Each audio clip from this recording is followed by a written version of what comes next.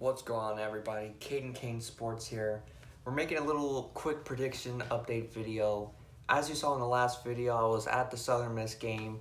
We did like a little vlog thing, and that's going to continue maybe against next Saturday against Middle Tennessee State, I think we're playing.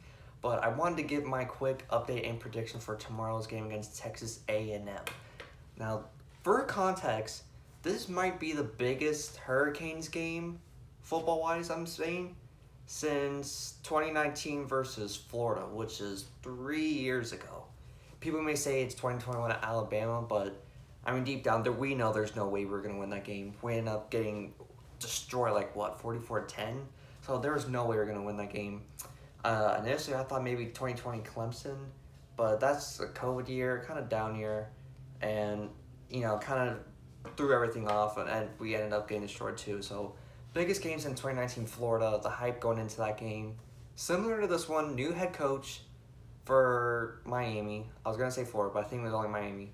For Miami, new game, and tomorrow we don't get college game day, which is kind of upsetting, but we still get the prime time spot at 9 p.m. Eastern Time, 8 o'clock Central Time for Texas, which is an hour behind us.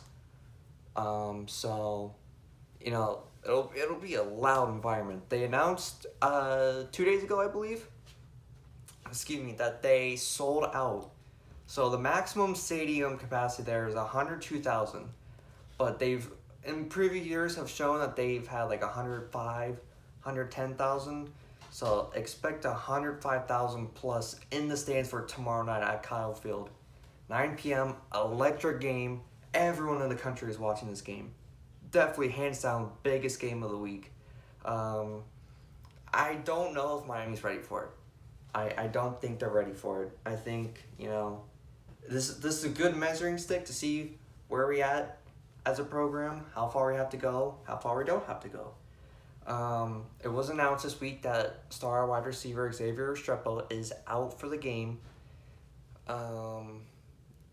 It's not looking good in my eyes. A lot of people think we win, and there's a lot of confident Canes fans that say we win by a lot, which I think we need to tone down our expectations. I just don't see us winning. I think it'll be a close game. I don't think one team will just completely destroy the other team. It's definitely going to be, a dogfight until third, fourth quarter at least. So the keys for the game I have is Miami's offensive line needs to just play lights out. And last weekend, Southern Miss, they had a couple missing assignments, sacked 3 times that game, which is kind of worrisome. There's been some injuries on the line, but you just got to take it one game at a time, So offensive line, they're going to be blitzing a lot. They blitz, I believe, on 65% of all defense. They blitz 65% of the time, so they are a blitz-heavy defense from what I've seen and researched. So the offensive line is going to have to do probably the best game they've ever had if they want a chance to win. Running game will be good. I'm not worried about the running game. We'll run all over them. I mean, Appalachian State ran for They ran 40 times, and they were all positive yards. They got 5 yards per carry? It's just something crazy like that. So I'm not worried about running game. It's just pass protection, and will he have time to take shots down the field? And speaking of taking shots down the field, will we finally see the true Miami offense? There's been a lot of speculation saying, we've been holding back our offense for the first 2 games. We're trying to hide it for Texas A&M. Some fans disagree and say this is our offense, which, I hope not, but we'll finally get to see what our true offense looks like under offensive coordinator Josh Gaddis. So I'm very excited to see what we see in that. And it was announced yesterday. There was rumors kind of swerving around all week between who's going to start, Max Johnson or Haynes King for Texas A&M. And officially, last night at around 10 p.m. or so, it was announced that Max Johnson will be starting the game for Texas A&M, which is a matchup I actually like better than Haynes King for Miami. Solely because Haynes King is very deadly on his feet and can run, and I just don't think we have the speed at linebacker position to watch him run all night. Max Johnson is a statue in the pocket. He likes to maneuver in the pocket, stay in the pocket, and get what he can. So if our D-line is as good as everyone says it'll be, we will be fine.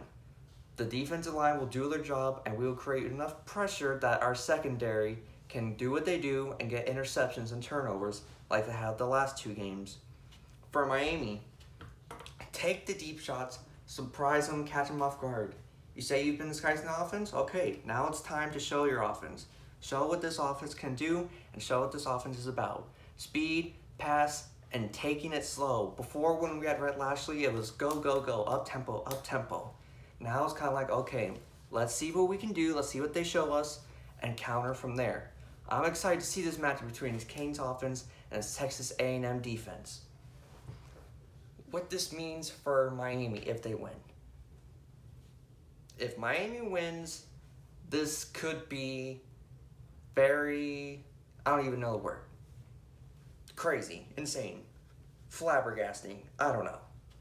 If Miami wins this game, they play Middle Tennessee State, another lower team like Bethune-Cookman and Southern Miss. No disrespect to them, but you know what I'm trying to say.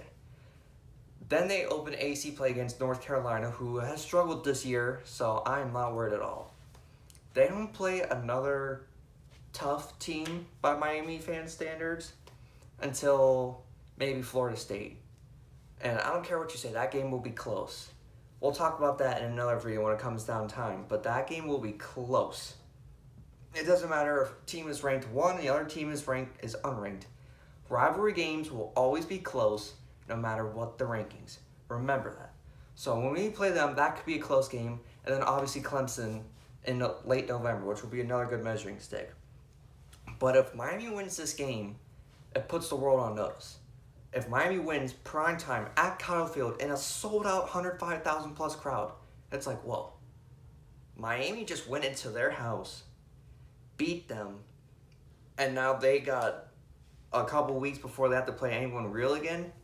Whoa. That is something that the college football world and college football fans should be scared of.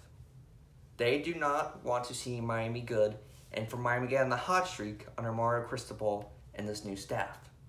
For Texas A&M, if they win, real quick, let's talk about if they lose. If they lose this game, they'll be 1-2 after signing the best recruiting class, not just this year or last year, in history. Best recruiting class in history. I don't know how much they spent to get that recruiting class, but they have spent a lot of money, let's just say that. And then you go 1-2 to start the year, you lose to App State at home, then hypothetically, if they lose, then they lose to Miami at home. That is not good, especially for Jimbo. I don't think he gets fired or to the board, he's necessarily on the hot seat, but for the press, everyone's like, oh, Jimbo may not be as good as we thought he was. Should this guy be our leader? I don't know. It will not be good for Jimbo Fisher. You can expect Jimbo Fisher to be desperate this game and throw everything he has at Miami and Mario Cristobal. And so now, my prediction for the game, which I have no idea. I didn't really even think about it for some reason until just now. And I don't know. I've been very skeptical. I've been kind of maybe being a little too analytical and seeing who favors what matchups and whatnot. And all week I thought, Miami's just not ready for prime time. Every time we're in prime time, we always fail. We always come up short.